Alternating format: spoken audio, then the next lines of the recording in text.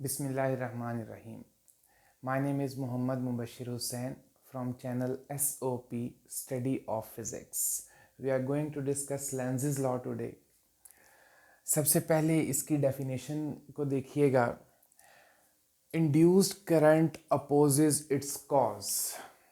Induced current opposes its cause.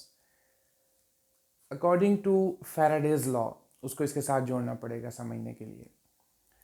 अगर किसी loop में से मैग्नेटिक फ्लक्स चेंज हो रही है तो उसमें एक ईएमएफ आ जाती है. उस ईएमएफ की वजह से एक करंट चलता है, वो है इंड्यूस्ड करंट.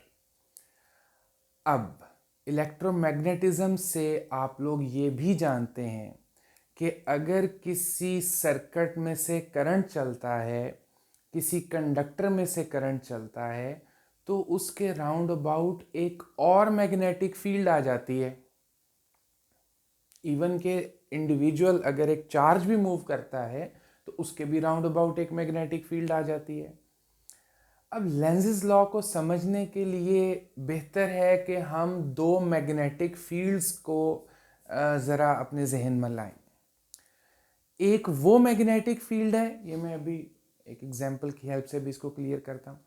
एक वो मैग्नेटिक फील्ड है जो अप्लाइड है, और वो जब चेंज हो रही है तो उसकी वजह से एक लूप में, लेट अस कंसीडर दिस,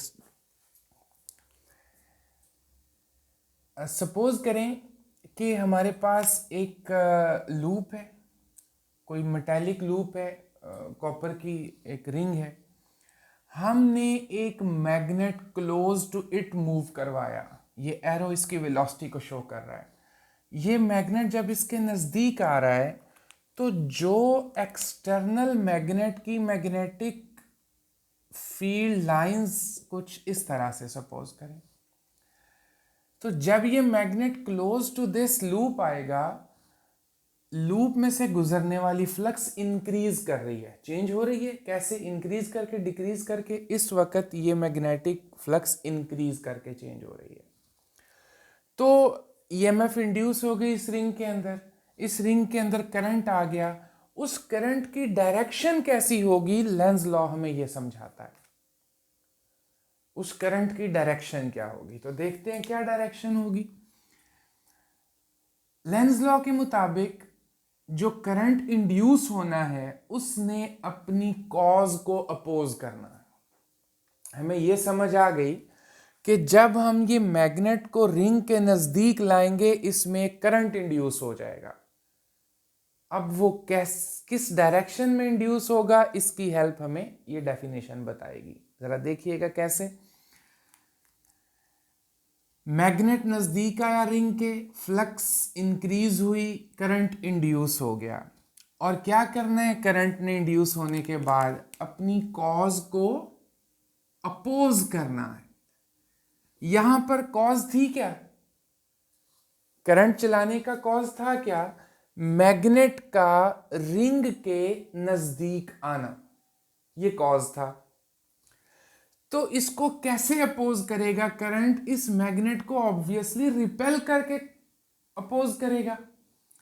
अब ये रिंग इस मैग्नेट को अपोज रिपेल कैसे कर सकता है कि अगर इसका नॉर्थ पोल रिंग की तरफ आ रहा था तो इसमें से जो करंट चले उसकी वजह से जो मैग्नेटिक फील्ड बने, उस मैग्नेटिक फील्ड का भी नॉर्थ पोल इस तरफ बने.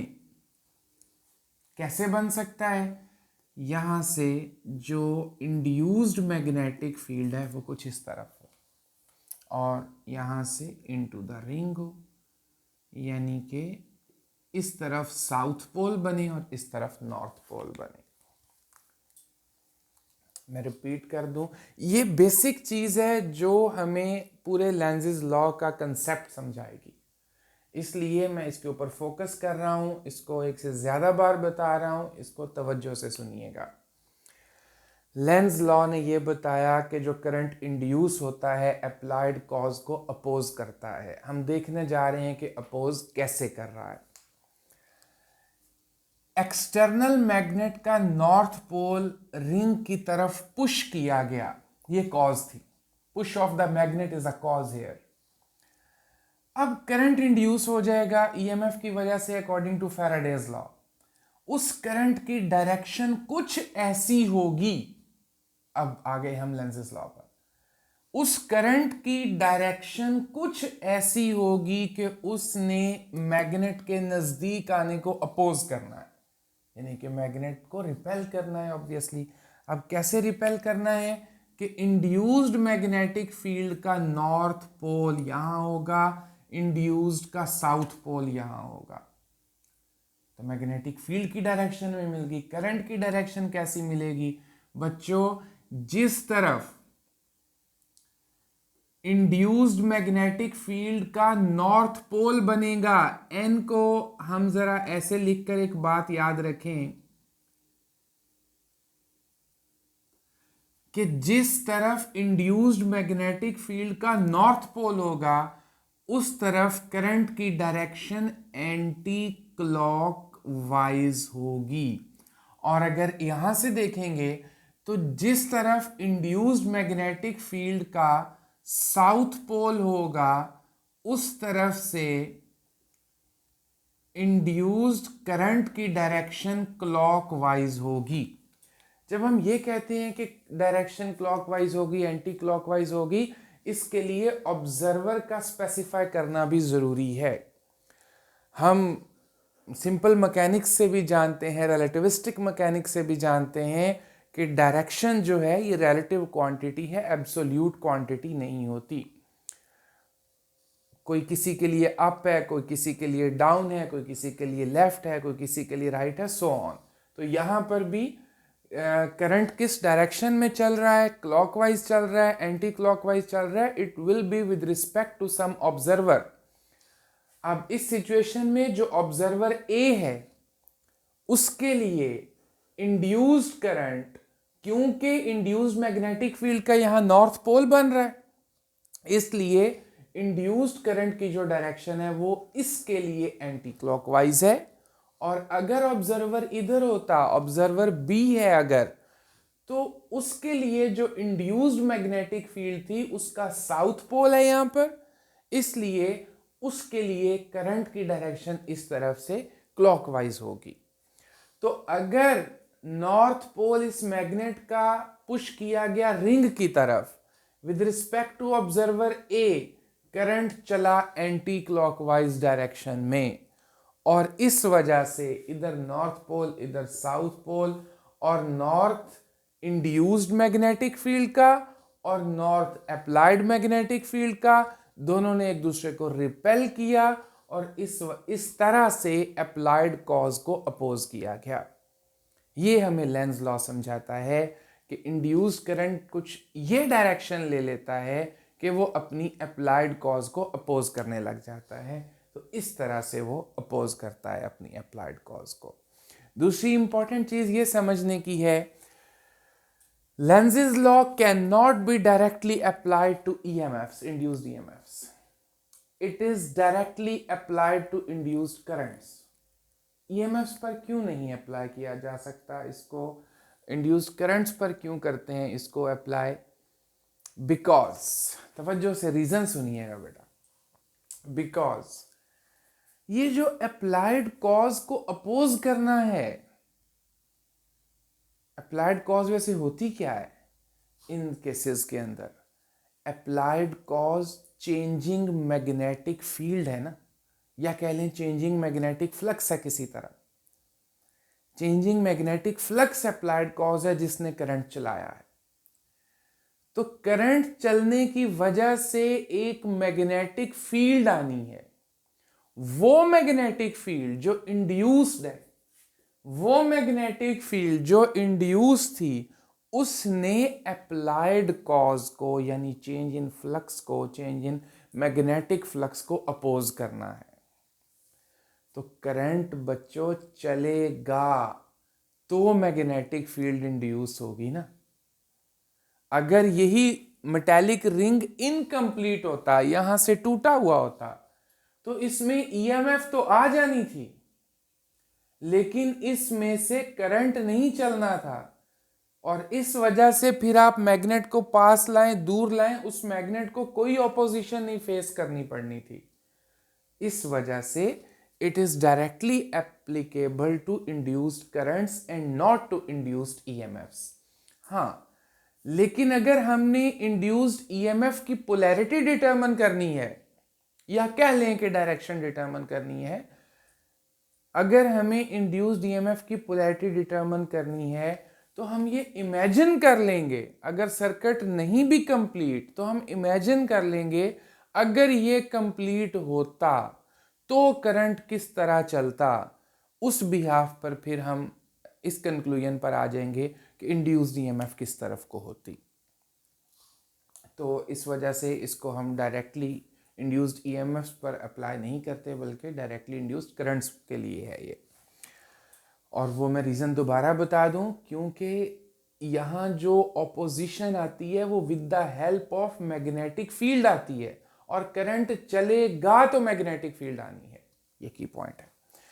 अब हम इसको ज़रा, इस कंसेप्ट को थोड़ा अप्लाई करते हैं, देखते हैं कि ये किस तरह, चंद एक एग्जांपल्स आपके सामने हैं कि लेंज़ेस लॉ किस तरह हमें हेल्प करेगा करंट की डायरेक्शन फाइंड करने में। नेक्स्ट केस, सपोज करें कि एक बार मैग्नेट का नॉर्थ पोल मेटेलिक रिंग से अवे लेके जा रहे हैं हम,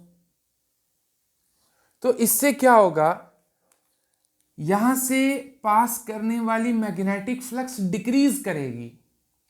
तो जो करंट इंड्यूस होगा वो अप्लाइड कॉज को अपोज करना चाहेगा, कैसे, मैग्नेटिक फ्लक्स को बढ़ा के।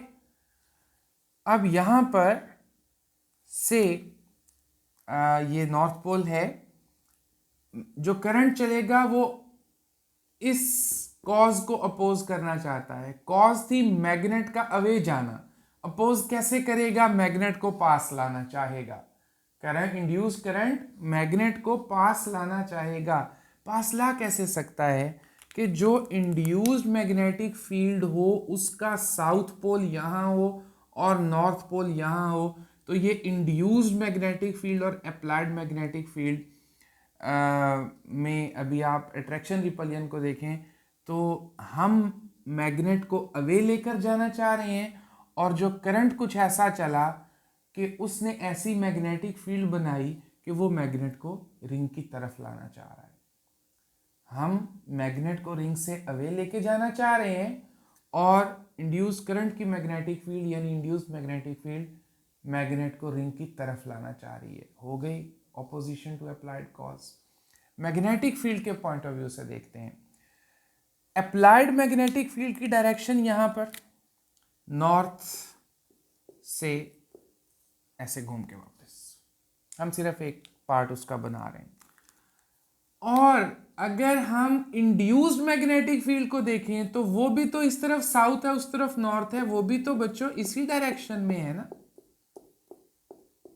तो आप देख सकते हो कि ऊपर वाले केस में इंड्यूस्ड मैग्नेटिक फील्ड और applied magnetic field opposite to each other थे।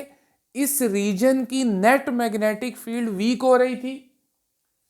यहां पर अप्लाइड मैग्नेटिक फील्ड और induced magnetic field same direction में है। इस रीजन की नेट मैग्नेटिक फील्ड स्ट्रांग हो रही है।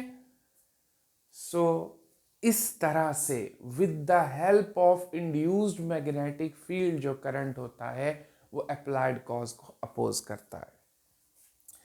फिर थोड़ा हम ज़रा चार्जेस के लेवल पर जाकर देखते हैं कि किस वे से जो इंड्यूस्ड करंट है वो अप्लाइड कॉज को अपोज कर रहा है। यहाँ पर हमने उसकी एक तरह से इम्प्लीमेंटेशन देख ली है करंट की डायरेक्शन डिटरमिन करने के लिए, कि क्योंकि उसने अपोज करना है इसलिए मैग्नेटिक फील्ड इस तरह से आ गई, इसलिए करंट की ये डायरेक्शन आ गई। यहाँ पर हम ये देखना चाहेंगे कि करंट जो डायरेक्शन अडॉप्ट करता है वो किस रूल से करता है। सपोज करें ये टू मेटालिक स्ट्रिप्स हैं X एंड Y, ये टू मेटालिक स्ट्रिप्स हैं। एक वायर के साथ गैल्वेनोमीटर लगा के इनको कनेक्ट कर दिया। ये एक कंडक्टर है, कोई AB कंडक्टर है, और इस रीजन में मैग्नेटिक फील्ड मौजूद है इनटू द बोर्ड। अगर मैं इस कंडक्टर को सपोज करते हैं कि राइट साइड पे डिस्प्लेस करता हूं, तो ये जो लूप बन रही है, इस लूप में से मैग्नेटिक फ्लक्स चेंज हो रही है, करंट इंड्यूस हो जाएगा, गैल्वेनोमीटर डिफ्लेक्शन शो करेगा। माइक्रो लेवल पर जाकर देखते हैं क्या हुआ। बच्चों, जब मैंने इस कंडक्टर को राइट साइड पे मूव करवाया तो इसमें जो कन्वेंशनल चार्ज है उसके ऊपर मैग्नेटिक फोर्स लगनी है। कन्वेंशनल चार्ज की ये वेलोसिटी है, उसकी तरफ थंब कर लें। Right hand palm rule apply कर रहा हूं। बहुत से बच्चे वो पढ़ते हैं, बहुत सारे बच्चे फ्लेमिंग्स लेफ्ट हैंड रूल पढ़ते हैं, दोनों एक्सप्लेन कर देता हूं। पहले right hand palm rule, thumb in the velocity of the charge, ये है। Magnetic field line straight in the direction of magnetic field lines.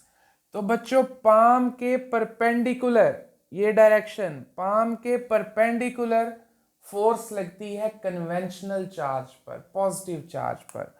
तो इस वायर में जो कन्वेंशनल करंट है वो इस डायरेक्शन में चलने लग गया, अपवर्ड चलने लग गया इसमें।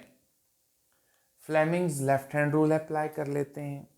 तो थंब जो होता है, ये फोर्स जिस तरफ लगनी है उसको रिप्रेजेंट करता है, F. Index finger magnetic field की तरफ होगी, बी। और मिडल फिंगर करंट की डायरेक्शन में, आई, एफ बी। अब बच्चों, यहां पर मैग्नेटिक फील्ड की तरफ इंडेक्स फिंगर है, magnetic field into the board है। आई या चार्ज कैरियर की जो वेलोसिटी है, इसको उस तरफ करें, चार्ज कैरियर की वेलोसिटी की तरफ मिडिल फिंगर कर दें, तो थंब बताएगा direction of the force on it, so upward. ये फ्लेमिंग्स लेफ्ट हैंड रूल है। पहले आपने Fleming's right hand palm rule सुना, अब ये था फ्लेमिंग्स लेफ्ट हैंड रूल। अकेला राइट हैंड रूल भी लगा सकते हैं, वो भी। अच्छा, तो ये सारे रूल्स के मुताबिक आपने ये समझा कि जब मैं इस वायर को राइट साइड पे डिस्प्लेस करवाऊंगा तो इसमें जो कन्वेंशनल करंट है वो अपवर्ड चलेगा। एक बात मुकम्मल हो गई। दूसरी बात, इस वायर में से करंट चल रहा है, जिस मर्जी वजह से चल रहा है, चाहे बैटरी लगाने से चला है, चाहे इंड्यूस्ड करंट है, जिस मर्जी वजह से चला, करंट चल रहा है और मैग्नेटिक फील्ड भी मौजूद है।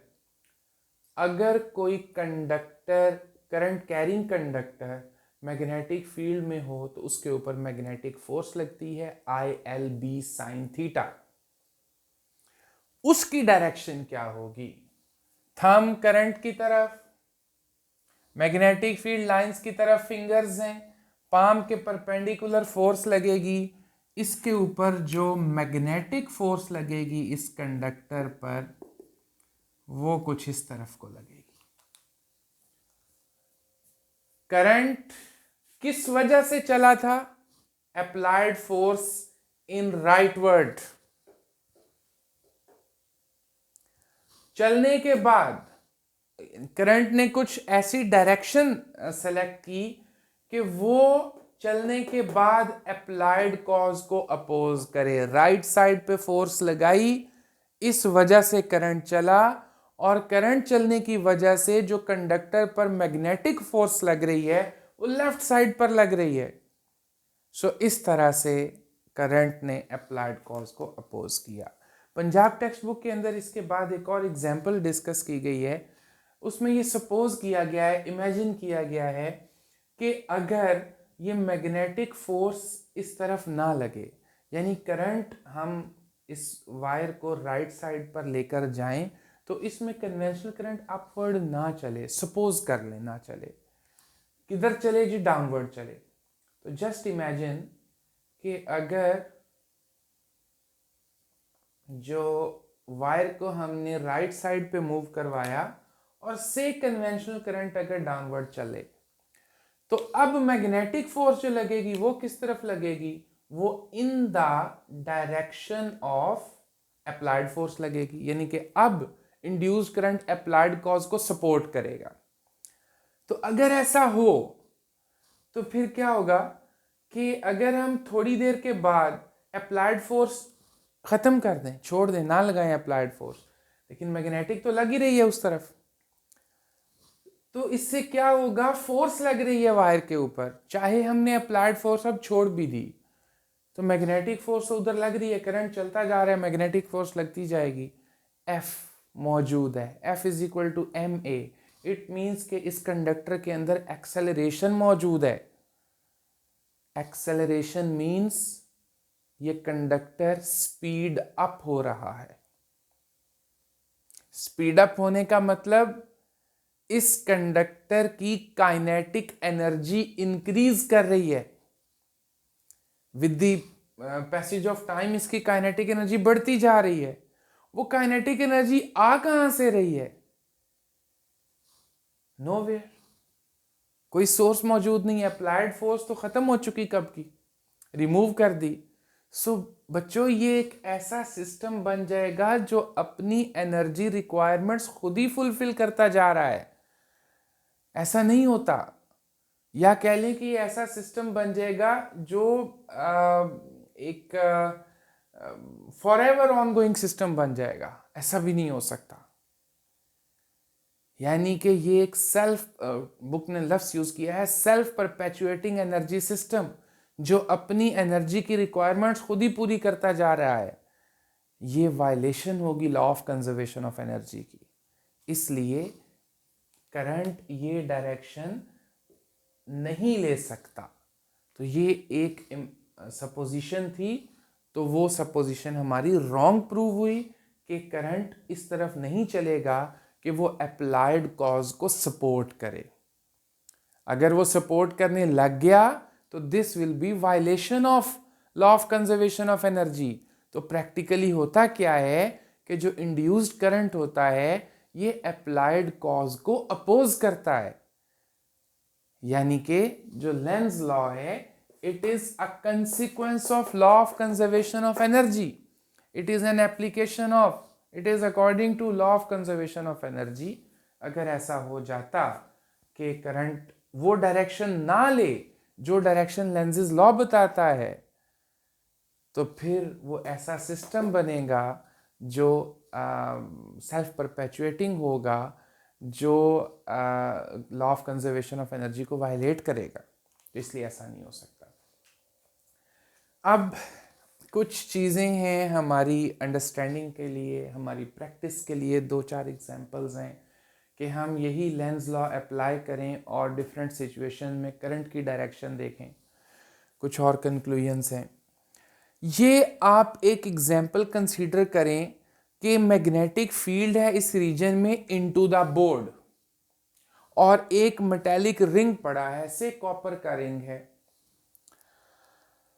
अब मैग्नेटिक फील्ड लाइंस है इनटू द बोर्ड, या आप इसको अगर पेपर पर ड्रॉ करते हो तो into the paper, away from the reader.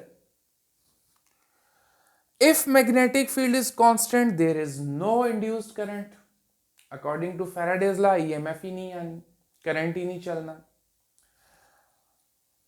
अच्छा, एक बात बच्चों, लेंजेस लॉ का अपना कोई जो है मैथमेटिकल फॉर्मूला नहीं है। फॉर्मूला फैराडेज लॉ ही का है। उस फैराडेज लॉ के अंदर, फैराडेज लॉ का formula epsilon is -n del phi over del t. अब इस फैराडेज लॉ के अंदर ये जो नेगेटिव साइन आता है, ये सारी हमारी गुफ्तगू सिर्फ इस नेगेटिव साइन को एक्सप्लेन कर रही है। लेंज लॉ सिर्फ इस नेगेटिव साइन को एक्सप्लेन करता है। वैसे फैराडे ने खुद भी इसकी एक्सप्लेनेशन प्रोवाइड की थी, लेकिन वो नहीं है यहाँ हमारे सिलेबस में, कोर्स में। वो काफ़ी कॉम्प्लिकेटेड थी और नॉट इजी टू अंडरस्टैंड। तो लेंजेस लॉ ने जिस वे से इस नेगेटिव साइन को एक्सप्लेन किया वो बहुत बेहतर है। वही हमारे सिलेबस में भी है, वही हम पढ़ भी रहे हैं।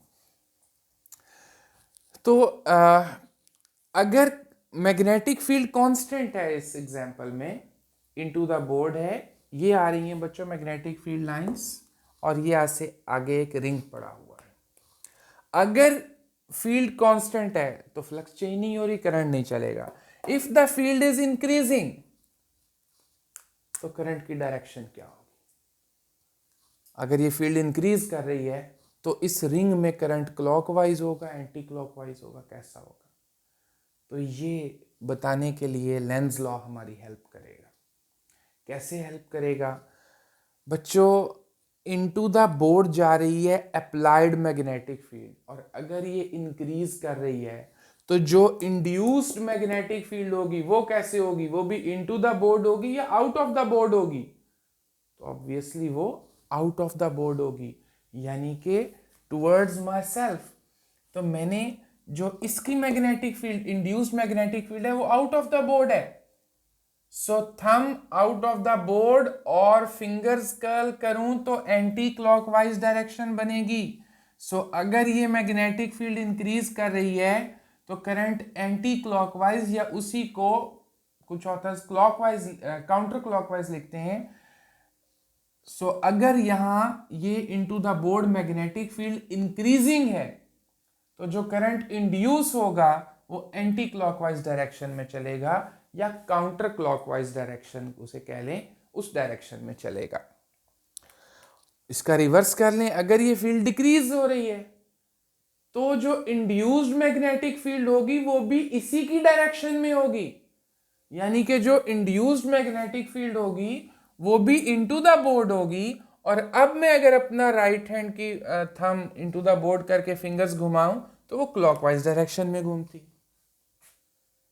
और अब ये भी जरूरी नहीं है कि जो मैग्नेटिक फील्ड है वो किसी परमानेंट मैग्नेटिक ही हो, वो मैग्नेटिक फील्ड भी किसी की इंड्यूस हो सकती है। लाइक इन दिस एग्जांपल, ये तकरीबन मिलता जुलती सिचुएशन है। इस एग्जांपल में मैंने क्या प्रेजेंट किया कि एक मेटालिक रिंग है और एक इलेक्ट्रॉन मूव करता हुआ इसके पास से गुजर रहा है। तो अब इसमें से फ्लक्स चेंज होगी। वो किसकी वजह से फ्लक्स होगी? वो फ्लक्स इस मूविंग चार्ज के राउंड अबाउट जो मैग्नेटिक फील्ड है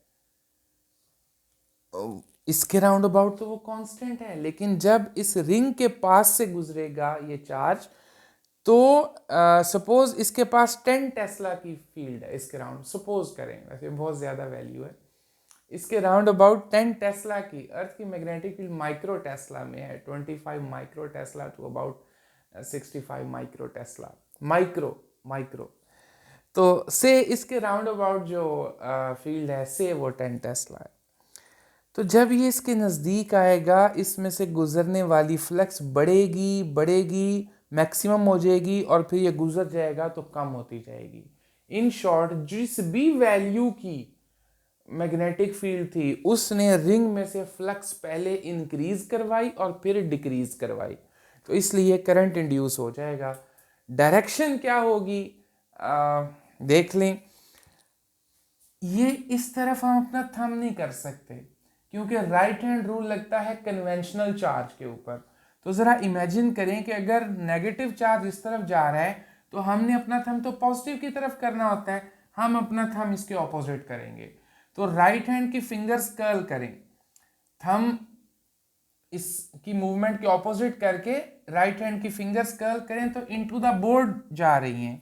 सो इस वक्त यहाँ जो मैग्नेटिक फील्ड है वो इसी तरह है, ऊपर वाले केस जैसी है, इनटू द बोर्ड है। तो पहले इंक्रीजिंग फ्लक्स गुजरी, करंट एंटी क्लॉकवाइज डायरेक्शन में होगा, फिर जब ये चार्ज दूर चला जाएगा डिक्रीज कर रही होगी, यही डायरेक्शन की मैग्नेटिक फील्ड लाइन डिक्रीज कर रही होगी, करंट क्लॉकवाइज डायरेक्शन में आ जाएगा। पंजाब टेक्स्ट बुक बोर्ड की एक शॉर्ट क्वेश्चन है एक्सरसाइज में 15.3, उसमें कुछ ये सिचुएशन है कि मैग्नेट पड़ा है, ऊपर से रिंग फॉल कर रहा है, तो ऊपर से देखने पर बताएं कि रिंग में करंट की डायरेक्शन क्या होगी। वो सिचुएशन हम पहले डिस्कस कर चुके हैं तकरीबन, दोबारा चलो एक नज़र देख लें। अगर तो नॉर्थ पोल फेस कर रहा है मैग्नेट का रिंग को, तो जब ये रिंग नीचे गिर रहा है इसमें करंट इंड्यूस हो जाएगा फ्लक्स चेंज होने की वजह से, तो वो करंट अप्लाइड कॉज को अपोज करेगा, यानी कि वो मैग्नेट को रिपेल करना चाहेगा। तो इंड्यूस्ड मैग्नेटिक फील्ड का नॉर्थ पोल इस तरफ है, साउथ पोल ऊपर की तरफ है, और ऑब्जर्वर भी अगर ऊपर है तो साउथ पोल की तरफ से क्लॉकवाइज डायरेक्शन में करंट चलता है। तो उसका आंसर तो क्लॉकवाइज हो गया। यहां मैंने किसी और वजह से वैसे इसको बनाया है। मैंने इस वजह से बनाया है कि अगर ये मैग्नेट नीचे ना होता और रिंग ऐसे गिरता और गिर रहा होता तो वो फ्री फॉल कर रहा होता। फ्रीली फॉलिंग बॉडीज कौन से होते हैं?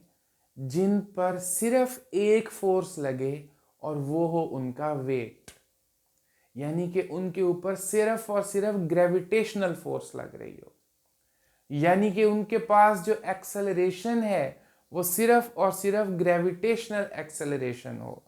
तो अगर ये मैग्नेट ना होता तो ये जीज की एक्सेलरेशन से नीचे आता, लेकिन इस वक्त इसे ऑपोजिशन मिली, चाहे जौन सा मर्जी पोल ऊपर नीचे होता, इसे कोई फर्क नहीं पड़ना था।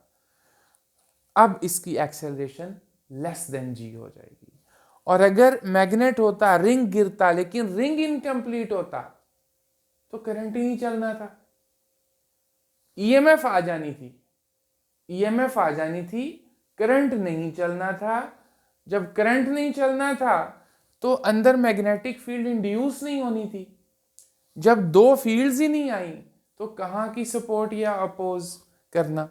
तो इस वजह से अगर इनकम्प्लीट रिंग है, करंट ही नहीं चलेगा, कोई ऑपोजिशन ही नहीं ऑफर करेगा वो, तो फिर तब भी वो इसी तरह रिंग बिहेव करेगा जैसे नीचे मैग्नेट है ही नहीं। नीचे मैग्नेट ना भी होता तब भी इसने जी की एक्सेलरेशन से आना था। इनकम्प्लीट रिंग है, अब मैग्नेट है या नहीं है इसे कोई फर्क नहीं पड़ता, क्योंकि उसमें कोई करंट इंड्यूस ही नहीं होगा। कुछ इसी तरह की सिचुएशन के अगर हम एक लाइक मैस स्प्रिंग सिस्टम होता है तो उस मैस की जगह हम एक बार मैग्नेट सस्पेंड करें और इसको डिस्प्लेस करके छोड़ दें, ये ऑसिलेट करेगा, आफ्टर सम टाइम रुक जाएगा। एसएचएम का आइडियल केस तो ये है कि फॉर एवर ऐसे चलता रहे, but it is ideal case, practically तो ऐसा नहीं होता। तो अगर हम इसको डिस्प्लेस करके छोड़ेंगे, ऑसिलेशन होंगी, और एक इंडक्टर यहाँ पर रख दें, एक कॉइल यहाँ पर रख दें जिसमें ये इन एंड आउट जो मैग्नेट है वो मूव कर रहा हो, तो हम क्या देखेंगे? गैल्वेनोमीटर की डिफ्लेक्शन राइट लेफ्ट कुछ इस तरह होंगी, और with the passage of time galvanometer का एम्पलीट्यूड कम होते होते ख़त्म हो जाएगा। कैसे? जैसे इस मैग्नेट का एम्पलीट्यूड कम होते होते ख़त्म हो जाएगा। लेकिन जब ये टूवर्ड्स द रिंग आ रहा है, इंडक्टर आ रहा है, उस वक्त की और डायरेक्शन होगी, जब अवे जा रहा है और डायरेक्शन होगी। बिल्कुल यही कंसेप्ट है वो भी, कि नॉर्थ पोल जब इस तरफ आ रहा था तो ए ऑब्जर्वर के लिए एंटी क्लॉकवाइज डायरेक्शन में करंट चला, और जब यही नॉर्थ पोल अवे जा रहा था तो इधर वाले ऑब्जर्वर के लिए क्लॉकवाइज करंट चला। पोल्स शिफ्ट हो गए आपस में। और आखिरी बात कि अगर हम एक ये मैंने डायग्राम बनाई है कि अगर एक बार मैग्नेट है, उसको मैंने यूं सस्पेंड किया हो कि ऊपर किसी स्ट्रिंग से, किसी थ्रेड से इसको मैं ऊपर बांध दूं, और फिर इसको मैं हॉरिजॉन्टल प्लेन में ऑसिलेशंस करवाऊं लाइक दिस, इसको किसी एंगल पे रोटेट करके छोड़ दूं तो ये हॉरिजॉन्टल प्लेन में ऑसिलेशंस करेगा। ठीक है, करेगा और करता रहेगा कुछ देर तक, काफ़ी देर तक करता रहेगा। लेकिन अगर मैं ऐसा करूं कि इसको मैं ऑसिलेशंस शुरू करवा कर और नीचे कोई मेटालिक प्लेट रख दूं, कॉपर की प्लेट रख दूं थिक सी, तो क्या होगा? चेंजिंग फ्लक्स उसमें से गुजरेगी, उसमें करंट इंड्यूस होगा, और ये बहुत जल्दी इस मैग्नेट की ऑसिलेशंस डैम्प आउट हो जाएंगी। इस वक्त तो ये काफ़ी देर तक चलेंगी, और हम आइडियली इसको इस वक्त अनडैम्प्ड ऑसिलेशंस कह सकेंगे। लेकिन अगर मैं इसके नीचे कोई मेटल की प्लेट रख दूं तो अब क्या होगा कि उसमें इंड्यूस करंट होने की वजह से, ऑपोजिशन की वजह से, अब इसकी ऑसिलेशंस बहुत जल्दी डैम्प आउट हो जाएंगी। That's all about Lenz's law.